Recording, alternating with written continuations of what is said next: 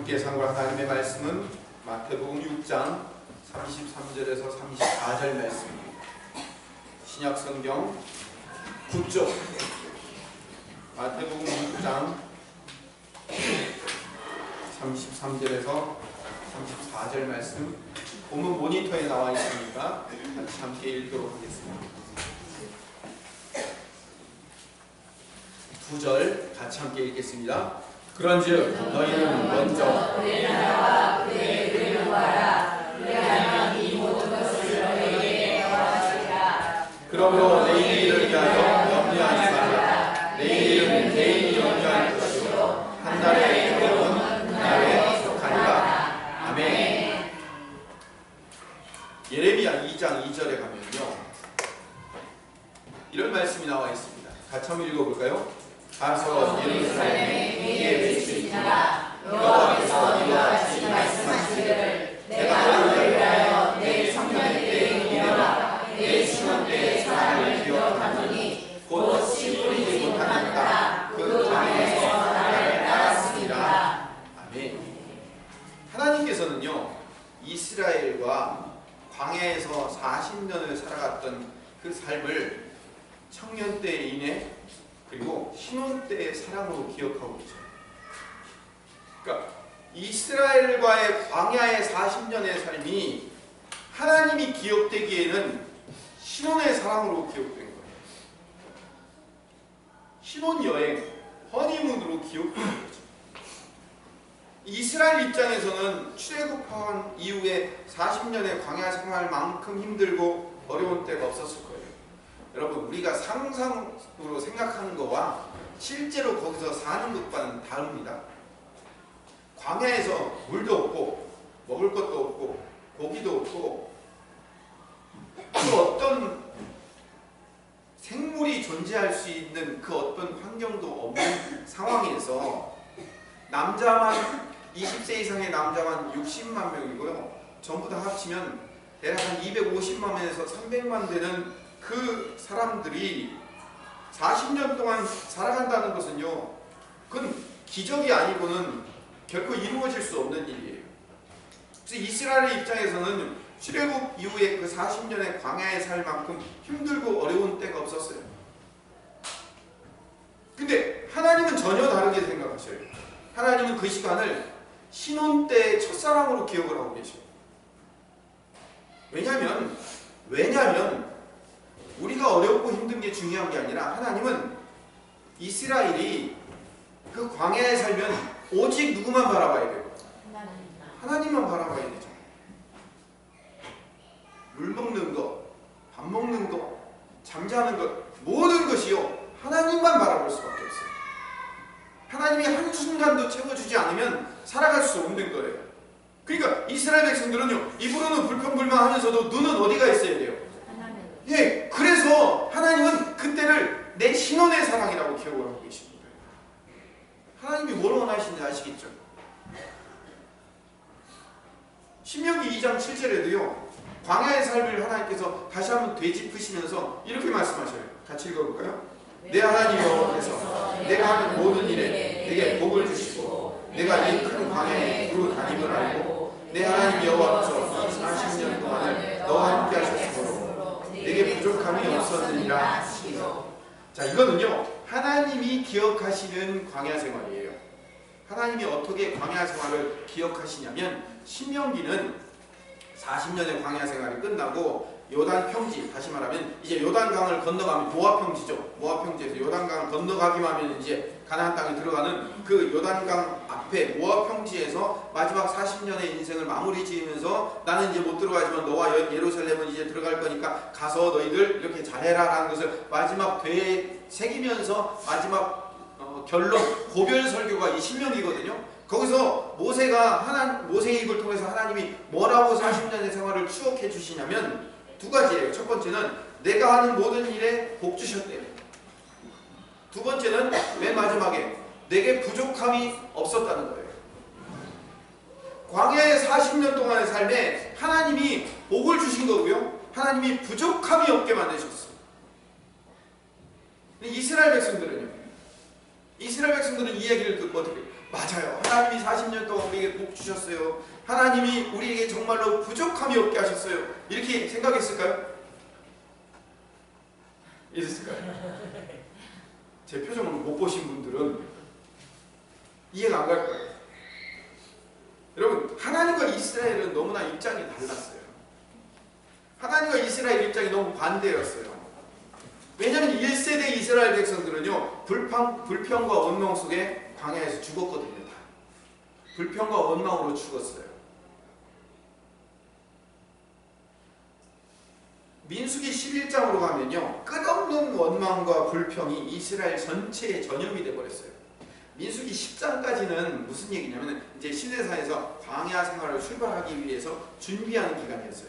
10장 마지막 절까지 준비를 하고 이제 이스라엘 진을 만들고 그리고 성막을 세우고 그래서 다 준비시킨 다음에 시작하고 출발하는 데가 어디냐면 민수기 11장 1절이에요. 그러니까 시작하고 딱 발을 출발하면서 뭐부터 시작했나 봅시다. 시작. 여호와께서 들으시기에 백성이 악한 말로 원망하매 여호와께서 들으시고 진노하사 여호와의 불을 그들 중에 붙여서 진영 끝을 사르게 하시매. 자, 그러니까 자 보세요. 11장 1절에 한 이스라엘 백성들이 광야 생활을 시작하면서 한 발 딱 내디디면서 뭐부터 시작했다고요? 원망부터 시작했어요.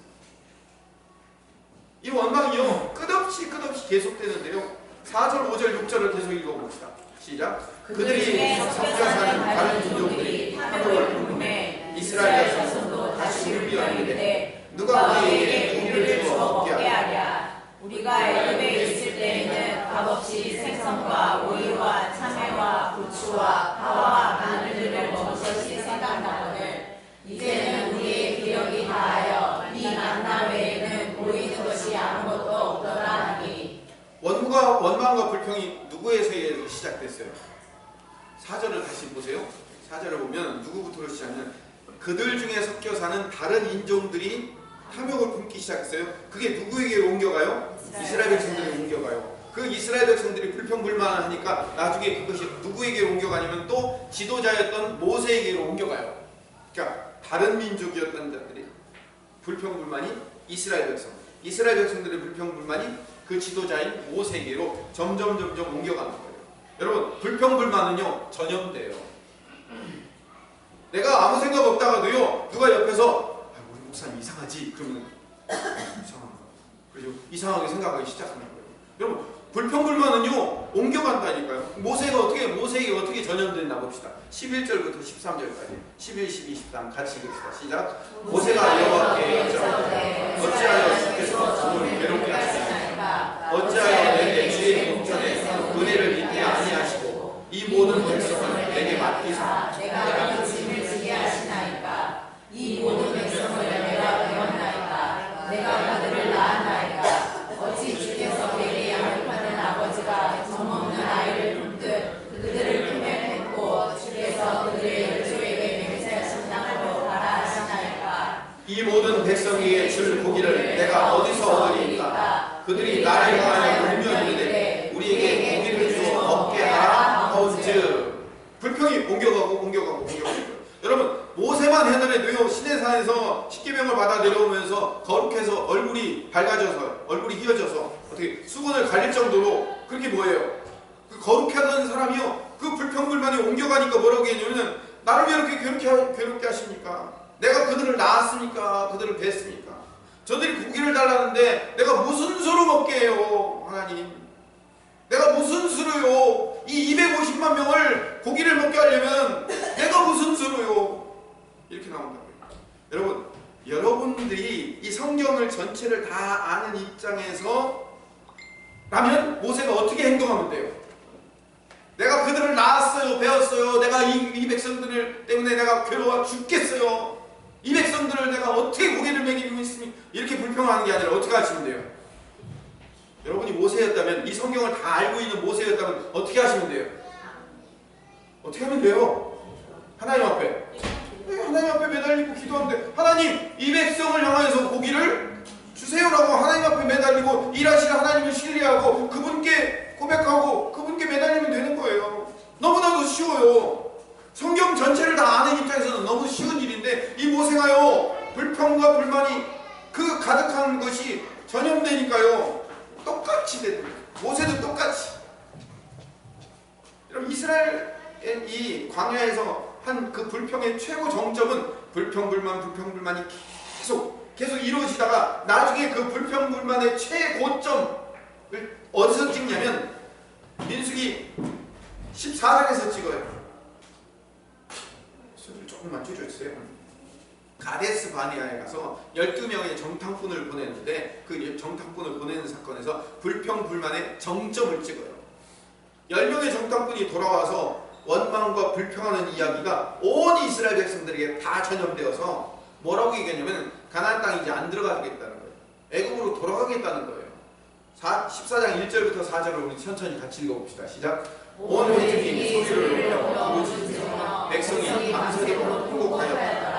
이스라엘 백성이 다 모세와 아론을 원망하며 온 회중이 그들에게 이르되 우리가 애굽 땅에서 죽었거나 이 남자에서 죽었으면 좋았을 것을 어찌하여 여호와가 우리를 그 땅으로 인도하여 칼에 쓰러지게 하려 합니까? 우리 사자가 사로잡히니 애굽으로 돌아갈 것이 낫지 아니하냐. 이에 서로 말하되 우리가 한 지휘관을 세우고 애굽으로 돌아가자 하네. 2절에는 뭐라고 얘기해요?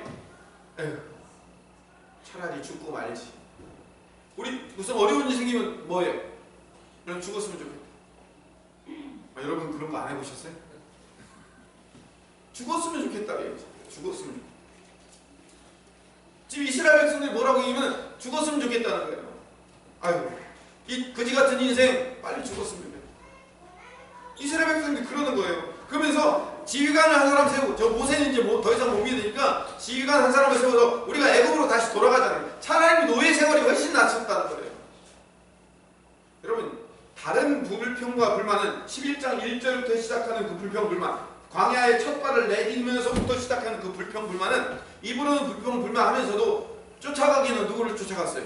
그냥 하나님 쫓아갔어요. 구름 기둥이 떠나가면 가고 쓰면 쓰고 계속 입으로는 불평하면서 가기는 갔어요. 그런데 이 가데스 바네아는 다른 불평과 불만과 차원이 틀려요. 왜 차원이 틀리냐면 이 이스라엘의 가데스 바네아에서의 그 10명의 정탐꾼의 이야기를 듣고 다시 돌아가자는 이 불평은요, 결국 하나님께서 500년 전부터 아브라함에게 언약하셨던 하나님의 언약을 깨트리는 거예요.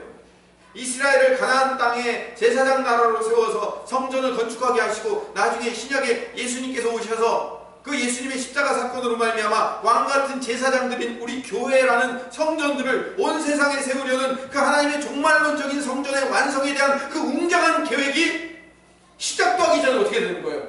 깨지게 생기는 거예요.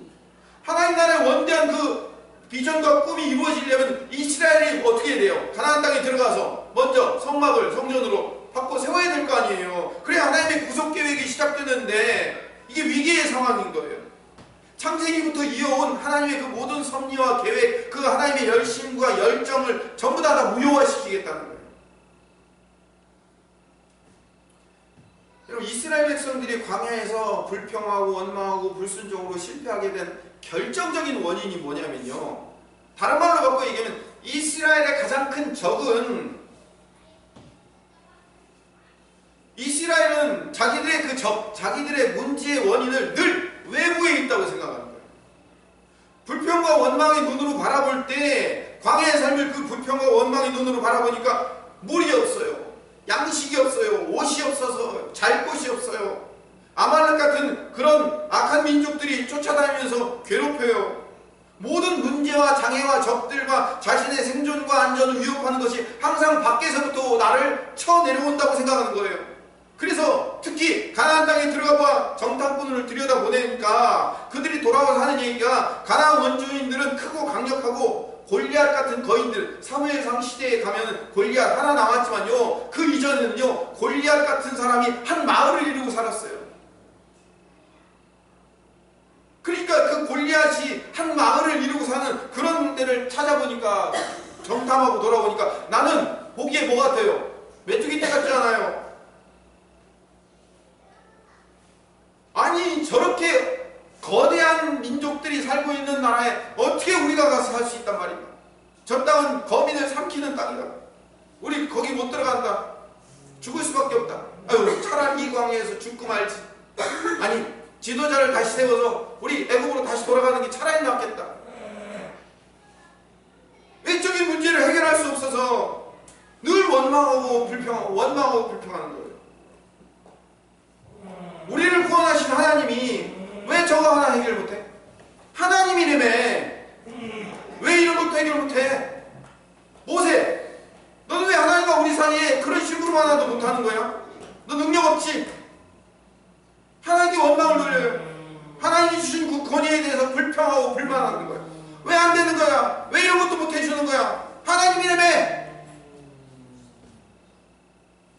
하나님이 우리 외부 문제를 향해서 왜 이런 것도 못 해주고, 왜 내가 지금 원하는 이것도 안 해주고 라는 그 불평과 불만과 원망이 섞이는 목소리를 내고 있을 때 하나님이 성경을 통해서 우리에게 하시는 말씀은 전혀 달라요. 아니다. 너희 이스라엘 밖에 있는 문제들은 별거 아니다.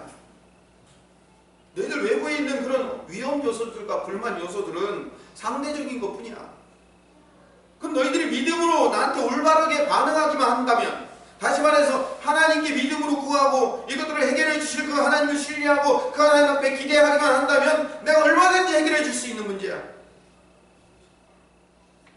이렇게 하나님이 말씀하시는 거예요. 아까 제가 말씀드렸잖아요. 모세가 그 이스라엘 백성들의 불만에 전염될 것이 아니라, 괜찮아, 야 만나도 주셨는데 너희한테 같이 또 고기 하나 못 주시겠어? 하나님 어떡할까요? 하나님 만나는 이렇게 해결해 주셨는데 밥 문제는 이렇게 해결해 주셨는데 고기 문제는 어떻게 해결해 주시겠습니까? 이렇게 하면 끝나는 거잖아요. 근데 그 하나님에 대한 신뢰가 없는 거예요. 너무 간단한 얘기예요. 여러분 이론상이지만 너무 간단해요. 그냥 바로 돌아서서 하나님 그럼 어떻게 할까요? 이렇게 하면 되잖아요. 근데 자기가 먹이는 사람인 줄 알아요. 자기가 책임지는 사람인 줄 알아. 내가 이들을 낳았으니까, 이들을 내가 배웠으니까, 이 백성의 이 원망을 내가 어떻게 들어줄 수 있습니까? 여러분 이스라엘의 진짜 문제는 이스라엘 안에 있는 내부의 적들의 문제예요. 염려와 두려움. 염려와 두려움. 아직 일어나지도 않은 일에 대한 염려와 두려움. 하나님을 신뢰하지 않는 이방인들의 전유물이 뭐냐면 염려와 두려움이에요. 그래서 오늘 마태복음 6장 33절과 34절의 말씀 앞에 무슨 말씀이 있어요? 염려하지 말라. 그네 백합화를 봐라. 공중의 새를 봐라. 하나님이 이 미천한 것들도 다 먹이시고 채우시고 입히시거늘 하물며 너희일까 보냐. 이 믿음이 더럽게 적은 자라. 제 성경에 감이 있네요.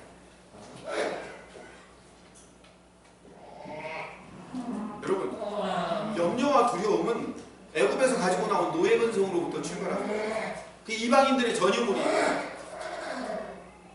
괜찮아요. 저한테 집중하세요. 아무리 많은 은혜를 주어도 감사할 줄 모르고, 아무리 큰 능력을 보여주어도 하나님을 신뢰할 줄 모르고, 우둔하고 어리석은 마음. 그게 이방인의 마음인 거예요. 이방인의 마음. 여러분 이방인은 하나님을 믿어야 안 믿어요? 안 믿어요. 하나님을 안 믿기 때문에 뭐 하는 거예요? 하나님을 신뢰하고 하나님을 믿지 않기 때문에 하나님께 의뢰하지 않고 내가 그 문제를 해결하고 채워주려고 하니까 안 되는 거죠. 조금만 어렵고 조금만 힘들면 늘 책임을 외부로 돌려서 책임 전가를 다른 사람에게, 너한테, 너 때문에 그런 거야. 남편이 반대해서, 아내가 반대해서, 부모가 발목을 잡아서, 자녀 때문에 내가 그래서 안 풀린다고 자꾸 문제의 원인을 외부에다가 전가하는 거예요. 교회가 작아서? 목사가 능력이 없어서 그런 거예요? 아, 그것도 있긴 있어요. 자꾸 외부의 문제의 희생양을 만들어가지고 거기다 책임을 전가하는 거예요. 우리 부모가 조금만 잘 살았어도 내가 이 모양은 안 됐을 거라고. 내가 저 305호 같은 저런 남자만 만났어도 내가 다른 인생을 살았을 거라고.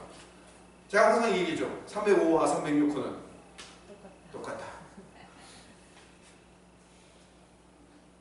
문제가 생길 때마다 이스라엘 백성들과 우리 성도들이요, 끊임없이 모세와 아론이라는 어떤 특정한 책임 희생양에게 돌을 들죠. 그래서 이 이스라엘 백성들은 문제가 있으면 항상 뭐예요? 돌 들고 누구를 가요? 모세에게 아론에 가서 돌 던지려 가죠. 여러분, 그냥 지난주에 들었던 설교 오늘 또 하고 또 오늘 설교 다음 주에 또 한다라고 그냥 한 주만 왔으니까 그냥 드리는 또 하나의 설교라고 이렇게 생각하지 마세요. 오늘 여러분에게 주시는 은혜가 있습니다. 하나님께 이스라엘을 광야로 불러내셨어요. 광야로 이스라엘을 불러내신 분이 누구셔요? 하나님이셔요. 그래서 하나님이 이스라엘을 광야로 불러내셨다면 하나님께서 그 광야의 생활을 책임지실 거란 말이에요. 하나님이 불러내셨기 때문에 하나님이 책임져줘요. 단 하나도 하나님이 책임 안 져주신 것이 없었어요. 광야에서 모든 필요를 조건 없이 선물로 값없이 이스라엘에게 모두 주셔서 책임지시고 그 모든 필요를 채워서 당신의 약속하신 땅으로 이스라엘을 인도하고 이끄시는 분이 하나님이신 줄을 믿습니다. 아멘. 그들이 굶어 죽었어요? 그들이 목말라 죽었어요? 그들이 고기가 없어서 문제가 생겼어요? 아니잖아요. 여러분, 250만 명이라는 거대한 인간의 힘으로는 그 광야에서 먹여 살려 입힐 수 없는 그런 삶의 속에 하나님께서 그들의 모든 필요를 책임지셔서 인도하시잖아요. 250만 명이 옷 갈아입고 그 옷을 입고 살려면 그 옷이 몇 벌쯤 필요할까요? 40년 동안. 어마어마하게 필요하죠. 그래서 새 옷을 다 주면 되는데 하나님께서 어떻게 하셔요? 40년 동안 그 옷이 닳지를 않는 거예요. 하나님 그런 방법으로 인도하셔요. 신상을 맨날 갈아입고 사는 인생이 아니라 이 옷이 아무리 비벼 빨아도 닳지 않는 옷을 만들어 주셔서 우리를 인도하시더라니까요. 하나님께서 원하시는 방법으로 삶을 채우시고 인도하셔요. 내가 원하는 방법이 아니고 내가 원하는 방법이 아니라 하나님이 원하는 방법으로 채우시는 거예요. 하나님께서 원하는 하나님의 방법으로 삶의 필요를 채우신다는 사실만을 제외하고 하나님은 그 이스라엘의 모든 필요를 다 채우시고 엄청난 기적으로 그들을 이끌고 오셨어요. 여러분, 이스라엘만 그랬습니까? 나를 그렇게 인도하셨잖아요. 우리를 그렇게 인도하셨잖아요. 고기 먹고 싶다고 원망할 때 모세가 이 어마어마한 백성들에게 고기를 어떻게 먹일 수 있냐고 얘기했죠. 민수기 11장 21절부터 22절 다시 한번 읽어봅시다. 시작. 모세가 이르되 왕에게 있는 이스라엘 보임자가 60만 명이었되 주의 말씀이 할 때만 우리를 주어 먹게 하겠다 하시오니 그들을 위하여 양떼와 소떼 자손을 쫓아오며 바다의 모든 고기를 모은들 쫓아오리라. 모세의 생각은 이거예요. 이들을 양떼와 소떼를 잡은들 이들이 한 달 동안 고기를 어떻게 먹을 수 있으며 바다의 고기를 다 모아온다고 해서 이들이 어떻게 그 많은 고기를 다 먹을 수 있습니까? 말도 안 되지 않습니까? 라고 이야기한 게 누구예요? 모세란 말이에요. 근데 하나님은 뭐라고 말씀하시냐면 23절 같이 읽읍시다. 여호와께서 모세에게 이르시되 여호와의 손이 짧으나 내가 이제 내 말이 내게 응하는 여부를 보리라. 여호와의 손이 짧으냐? 여호와의 손, 하나님의 손이라는 것은 하나님의 능력을 나타내는 거예요. 하나님의 능력이 없냐? 하나님의 능력이 짧으냐? 하나님의 능력이 그거밖에 없다고 생각하니? 왜 네 수준으로 생각하고 있니?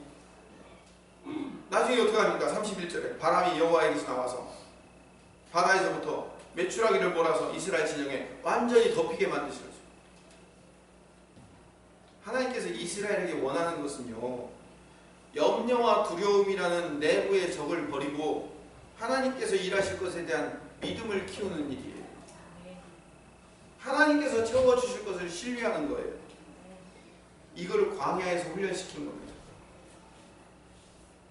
가나안 땅에 들어가서 광야에서 인도하신 하나님을 신뢰하며 사는 거예요. 그럼 오늘 말씀 여러분들의 마음에 새겨지기를 소망합니다. 아멘. 하나님의 나라와 그의 의, 그의 뜻을 이루는 삶이라는 것은 뭐냐면 의외로 간단해요. 하나님의 나라와 하나님의 의를 이루는 삶에 있어서 이스라엘 백성들에게 있어서 하나님의 나라와 하나님의 의를 이루는 건 뭐예요? 너 이 광야의 삶을 어떻게 기가 막히게 잘 살 수 있는지 네 머리로 프로젝트를 짜가지고 나한테 가지고 와봐. 이렇게 말씀하셨어요. 가나안 땅에 들어가면 그 엄청난 여리고성을 네가 어떻게 그들의 사기를 높이며 군대의 사기를 높이며 그들을 어떤 방식으로 그들을 멸할 것이며 어떤 방식으로 제거할 것인지에 대한 너의 기가 막힌 전략과 사기와 무기와 능력을 보여봐 라고 말씀하신 게 하나님의 나라와 그의 뜻을 위해서 이스라엘 백성들이 요구하시는 거예요? 아니죠. 그럼 이스라엘 백성들이 요구하는 건 뭐예요? 하나님 그분을 향한 믿음, 신뢰예요. 여리고성에 가서 오늘 한 바퀴 돌아 그러면 얘하고 돌아 입 다물고 돌아라면 도는 거예요. 마지막 날 7바퀴 돌고 내가 낯발 볼 때 소리 질러! 그러면서 야! 하고 소리 질렀더니 여리고성이 빠르르 무너지는 거예요. 하나님의 나라와 하나님의 의를 이룬다는 것은 여러분 하나님 그분이 일하실 것에 대한 신뢰예요. 의외로 간단해요. 하나님께서 일하실 것을 믿는 믿음이 필요한 거예요. 그 믿음을 광야에서 훈련시키려고 하신 거예요. 신약으로 넘어와서 누가복음 12장에 한 사람이 예수님께 와서 형이 모두 유산을 다 가져갔는데 나랑 좀 나눠줄 수 있도록 해달라고 예수님께 요구를 해요. 아마 예수님의 소문을 듣고 예수님의 인격을 생각할 때 형이 예수님 얘기를 예수님의 그 지혜로운 말을 듣고 재산을 나눠줄 수 있을 것이라는 기대를 했던 거예요. 그때 예수님께서 그 사람을 향해서 이렇게 얘기하셔요. 누가복음 12장 15절에 같이 읽읍시다. 그들에게 이르시되 천과 모든 형식을 물리치라 사람의 생명이 그 소유에 넉넉한 데 있지 아니하니라 하시고. 다시 한번 제가 읽겠습니다. 그들에게 이르시되 삶과 모든 탐심을 물리치라 사람의 생명이 그 돈에 넉넉한 데 있지 아니하니라 하시고. 저는 그렇게 읽히네요. 돈에 많고 적음에 사람의 생명이 달리는 게 아니다라고 말씀하시는 거예요. 그러면서 한 비유를 말씀하시는데 한 부자가 밭에 소출이 풍성해서 큰 곳간을 짓고 거기다 쌓아두고선 자기 스스로에게 이렇게 얘기해요. 19절에 제가 읽어보겠습니다. 또 내가 내 영혼에게 이르되 영혼아 여러 해 쓸 물건을 많이 쌓아두었으니 평안히 쉬고 먹고 마시고 즐거워하자. 이 정도면 됐다. 내가 쌓아놓은 이 부가 풍족하다 라고 얘기하는 거예요. 근데 예수님께서 21절에 뭐라고 말씀하십니까? 같이 읽읍시다. 자기를 위하여 재물을 쌓고 하나님에 대하여 부유하지 못한 자가 이와 같으니라. 여러분 누가복음 12장을 읽으면서 우리는 벌써 손가락을 딱 들어요.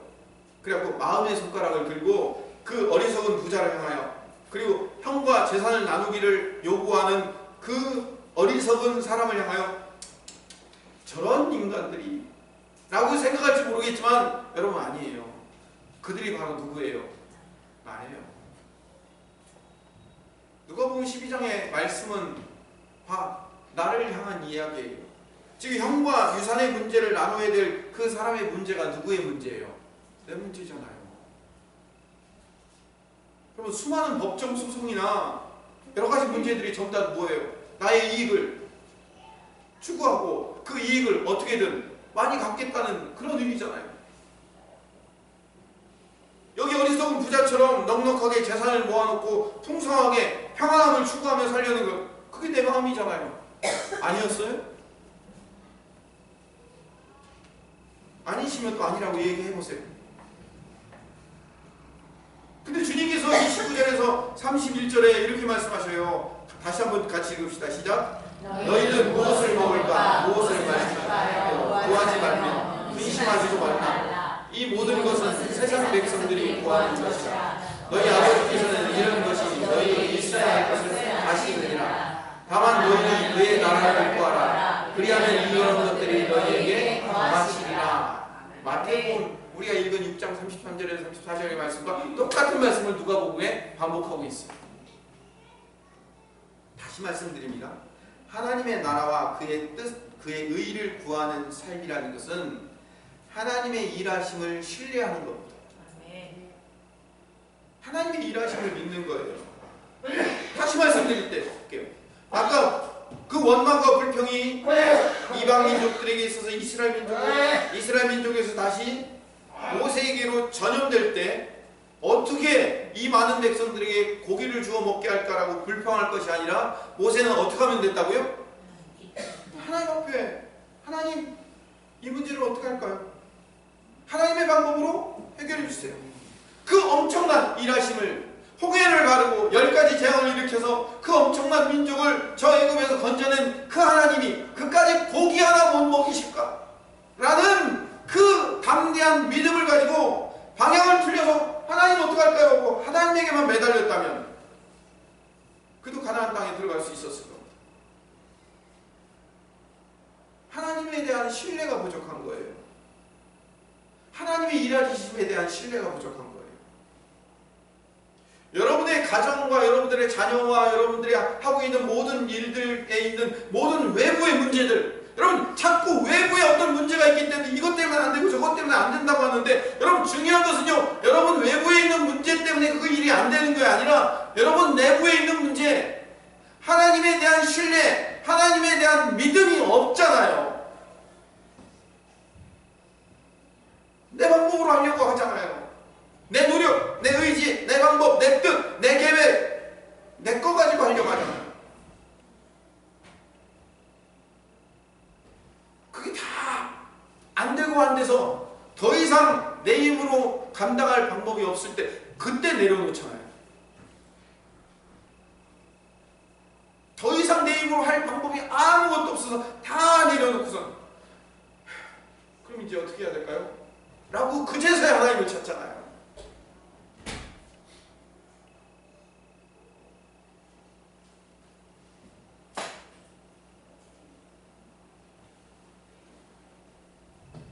여러분의 머리를 굴린다고 해서 그 문제가 해결되지 않습니다. 하나님이 일하실 걸 믿어야 돼요. 세상 백성들, 이방인들이 구하는 것처럼 원하는 것을 달라고 구하는 것이 아니라 하나님의 나라와 하나님의 의, 다시 말하면 하나님이 일하실 것을 믿으면 하나님이 반드시 필요를 채워주실 것입니다. 뭘 채워주신다고요? 우리의 원함을 채워주셔요? 우리의 필요를 채워주셔요? 우리의 필요를 채워주셔요. 예수님께서 38년 된 병자를 향해서 자리를 들고 일어나 걸어가라 라고 말씀하셨어요. 지붕을 뚫고 4명의 친구들이 중풍병자를 달아 내렸어요. 그를 향해 일어나 걸으라 라고 얘기했어요. 죽은 나사로를 향해서 무덤 앞에서 너 나흘이가 돼서 나흘이 넘어서 냄새가 나는 그 나사로를 향하여 일어나 나오라 라고 얘기해요.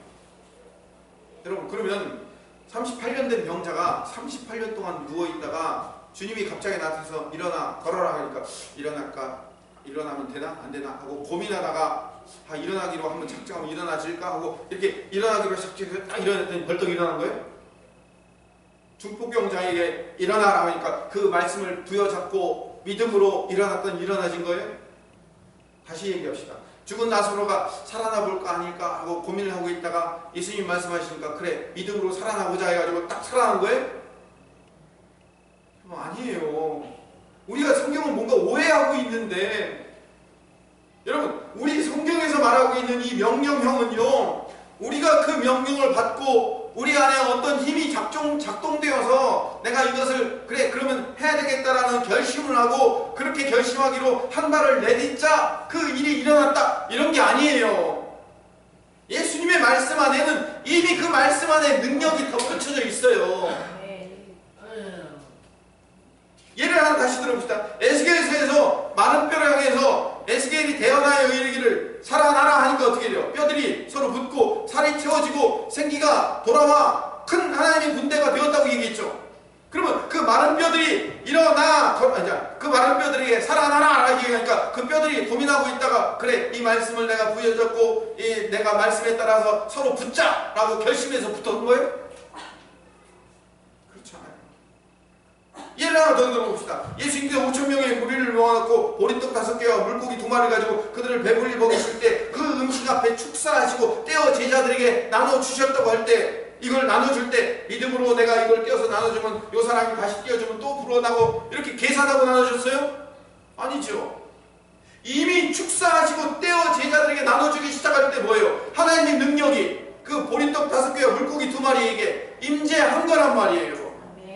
여러분, 하나님의 말씀 안에는 능력이 장착되어 있습니다. 먼저 그의 나라와 그의 의를 구하라 라고 명령한 이 명령 안에는 이미 하나님의 능력이 장착되어 있는 거예요. 여러분, 우린 이걸 이렇게 오해해요. 아, 먼저 그의 나라와 그의 의를 구하면 모든 걸 다 더해 주시겠지? 그럼 내가 이제부터 자녀와 내 자신을 위해서 맨날 구하다가 조금 줄이고 내가 교회를 위해서, 북한 선교를 위해서, 세계 선교를 위해서 잠깐 구하고, 그리고 하면 내 자녀의 문제를 해결해 주시겠지? 이렇게 하는 거예요? 그건 여러분 생각이고 그거 아니에요. 그거 아니에요. 여러분, 하나님의 말씀에는 이미 그 능력이 장착되어 있어요. 부여하여 되어 있다고요. 내 결심으로 이루어졌으면 모든 사람이 다 이루었죠. 반대로, 여러분, 반대로 지금까지 여러분들이 그래 하나님의 나라와 하나님의 의를 구하자라고 결심해서 여러분이 바뀌었습니까? 그럼? 아니었잖아요.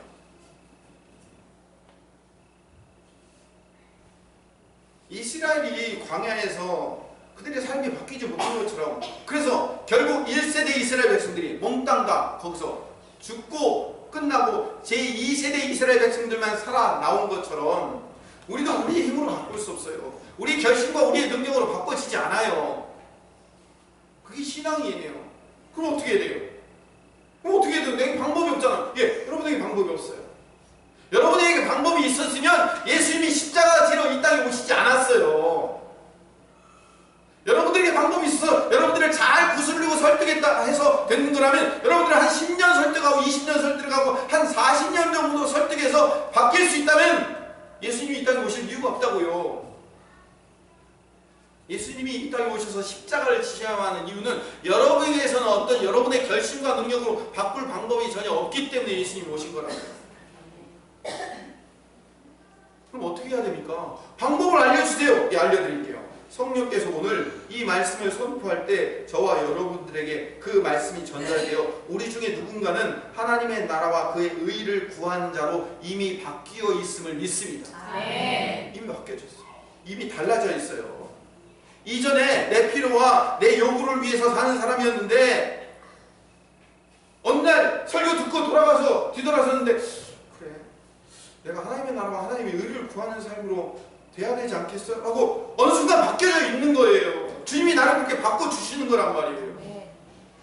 우리에게는 이미 말씀의 기적이 일어나고 있습니다. 지금 선포된 말씀으로 우리 중에 누군가는 내가 지금 원하는 것을 달라고 구하는 기도의 수준에서 이미 하나님의 나라와 의를 구하고 싶은 거룩한 욕망과 선한 욕심이 생기기 시작한 줄 믿습니다. 성령께서 그 사람을 통해서 일하실 겁니다. 우리가 예배자가 되어야 하는 이유는 바로 이 예배 안에서 이 일이 일어날 겁니다. 이미 일어나고 있습니다. 그렇기 때문에 하나만 더 얘기합시다.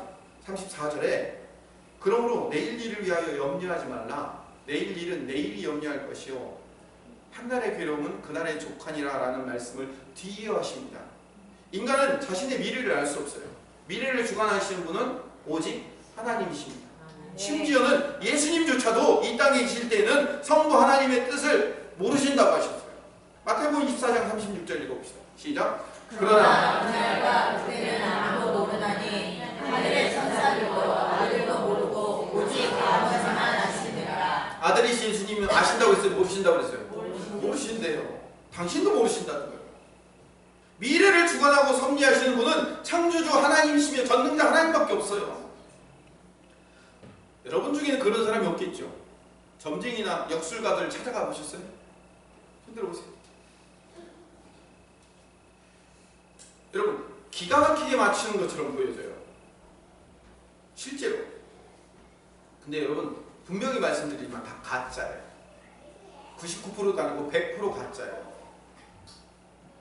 악한 존재는, 귀신의 존재는 가끔 과거의 사건을 맞추는 경우가 있어요.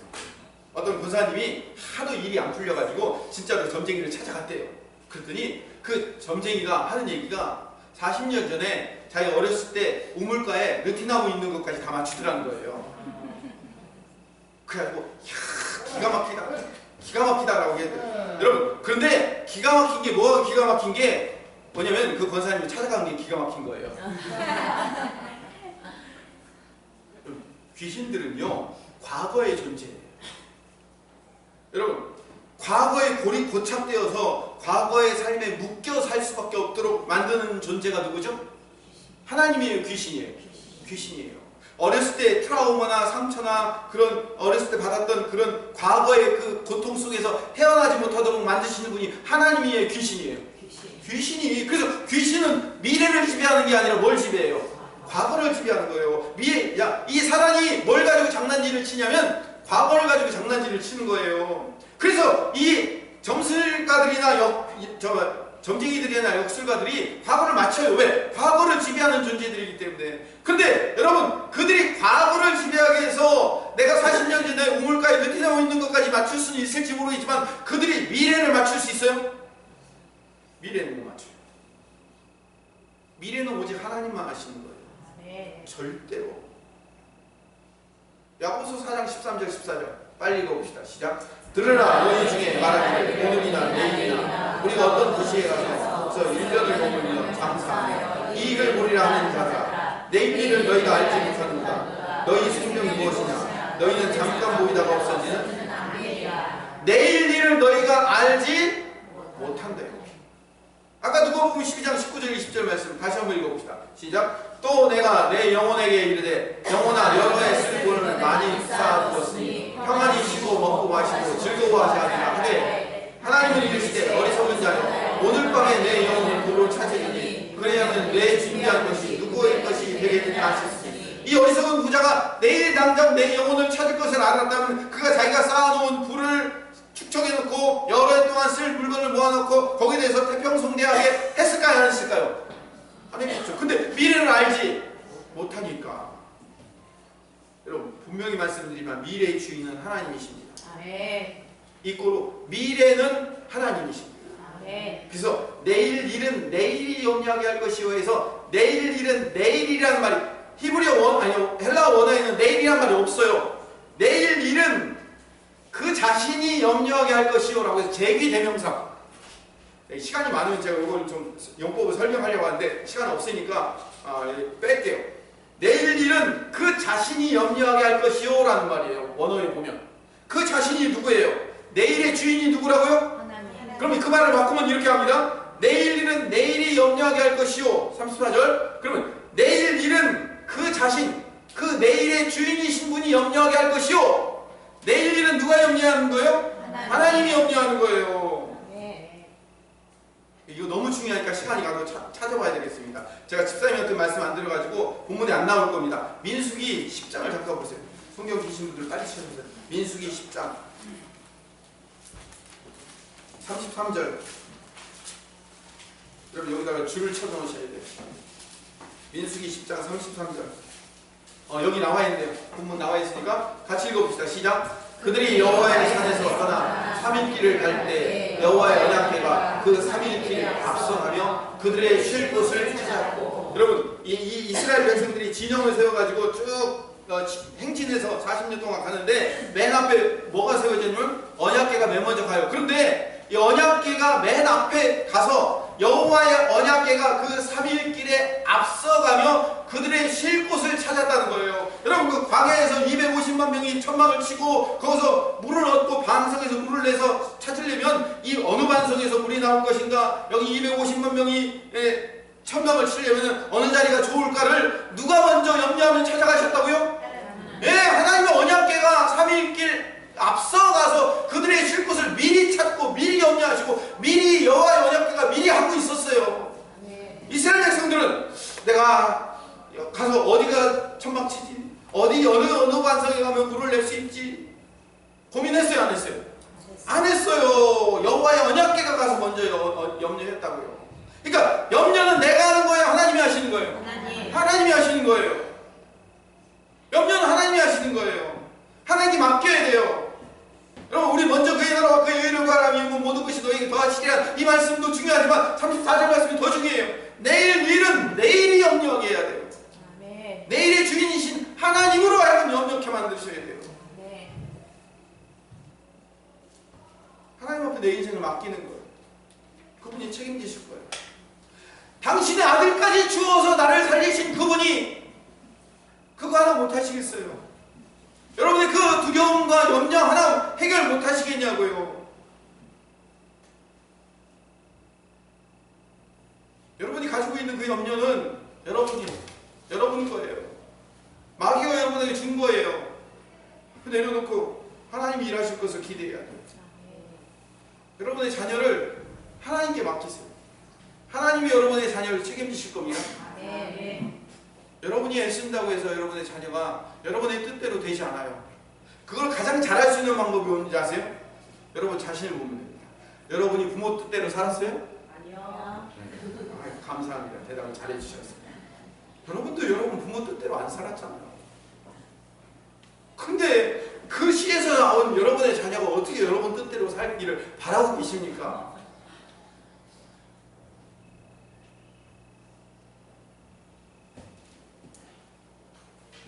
여러분 자녀한테 공부 못한다고 뭐라고 하지 마세요.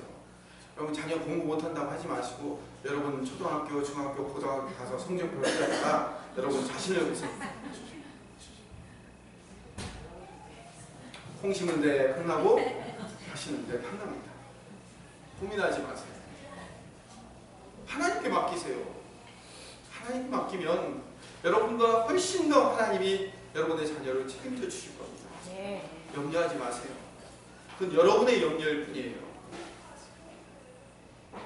제가 진짜 잘 아는 학원 선생님이 저한테 이런 말씀을 해주셨어요. 학원 원장님인데 이거는 학원 원장으로서 할 소리는 아니지만 아이들 학원에 다니는 것은 부모의 염려값이래요.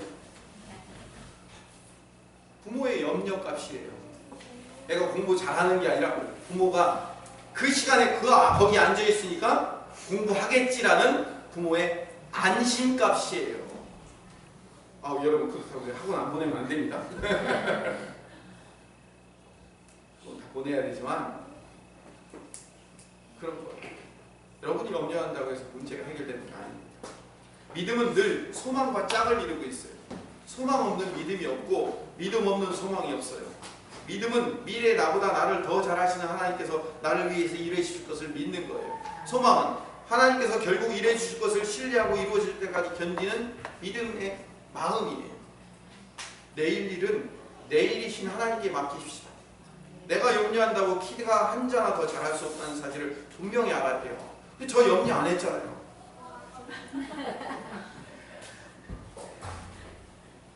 맡기세요. 포도나무에 가지가 붙어 있으면 열매를 많이 맺어요. 우리는 하나님의 자녀예요. 이미 예수님께 붙어서 열매를 맺기 시작했어요. 우리가 어떻게 얼마나 많이 열매를 맺을까가 중요한 게 아니라 뭐예요? 내가 포도나무에 어떻게 붙어 있는가가 나의 목적이에요. 이 시간부터 그 성령님의 역사가 우리 김포수족교 성도들의 삶에 일어나기 시작했음을 믿습니다.